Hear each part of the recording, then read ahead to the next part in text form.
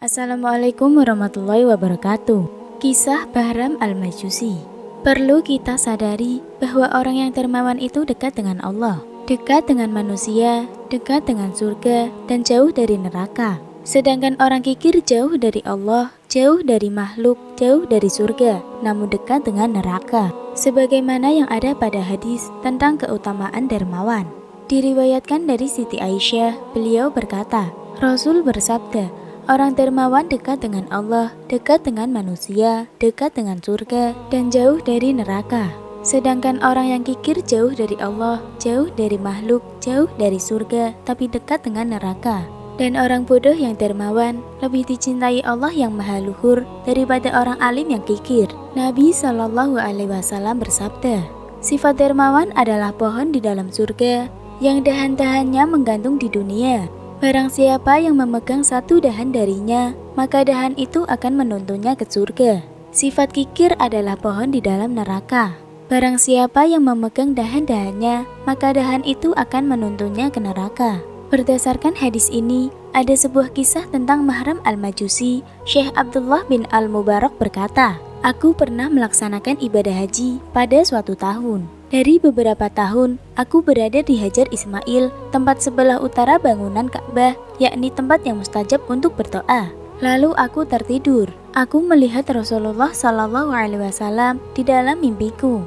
Beliau berkata, jika kamu telah kembali ke kota Baghdad, maka pergilah ke daerah ini dan ini. Carilah Bahram Al-Majusi dan katakan padanya, sesungguhnya Allah yang maha luhur telah ridho kepadamu. Aku pun terbangun. Lalu aku berkata, la haula wa la quwata illa billah. Tiada daya dan kekuatan kecuali atas pertolongan Allah yang maha luhur lagi maha agung. Mimpi ini adalah mimpi dari setan. Lalu aku berwudu melaksanakan sholat, melaksanakan tawaf di Ka'bah. Dan Masya Allah, lalu aku terhanyut oleh tidur. Aku pun bermimpi dengan mimpi yang sama itu sebanyak 3 kali.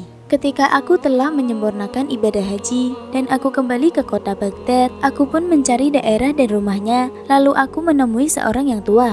Aku pun bertanya, apakah kamu yang namanya Bahram Al-Majusi? Ia pun menjawab, ya. Aku bertanya, apakah kamu mempunyai sebuah kebaikan di sisi Allah? Ia menjawab, ya, aku meninggalkan hutang pada orang-orang dan mereka membayar lebih hutang itu. Ini adalah sebuah kebaikan bagiku. Aku berkata, ini adalah sebuah keharaman, karena itu adalah riba. Apakah kamu mempunyai kebaikan selain itu? Ia menjawab, ya, aku mempunyai 4 putra dan 4 putri. Aku menikahkan ke-4 putriku pada putra-putraku. Aku berkata, ini juga keharaman. Apakah kamu mempunyai kebaikan selain itu? Ia menjawab, ya, aku pernah membuat pesta besar-besaran untuk orang Majusi dalam pernikahan anak-anakku. Aku berkata, ini juga keharaman. Apakah kamu mempunyai kebaikan selain itu? Ia menjawab, ya, aku mempunyai seorang putri yang merupakan wanita paling cantik. Aku tidak pernah menemui seorang pun yang setara dengannya. Lalu aku menikahkannya dengan diriku sendiri. Dan aku menjadikan pesta besar pada malam itu, yaitu malam pertama aku menjamahnya. Pada malam itu, ada lebih dari 1000 orang Majusi. Aku berkata, ini juga haram.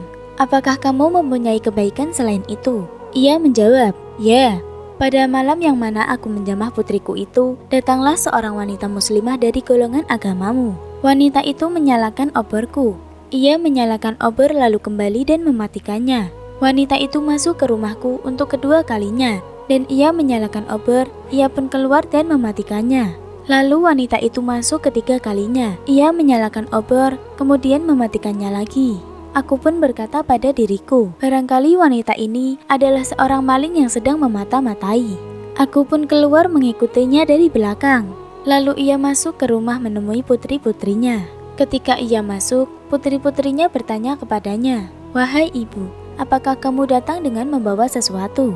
Karena sesungguhnya tiada tersisa bagi kami kekuatan dan kesabaran menahan lapar. Wanita itu meneteskan air matanya dan berkata, aku malu kepada Tuhanku jika aku meminta kepada selain Dia, apalagi kepada musuh Allah, yaitu orang Majusi. Bahram Al-Majusi berkata, ketika aku mendengar perkataannya, aku pun kembali ke rumahku.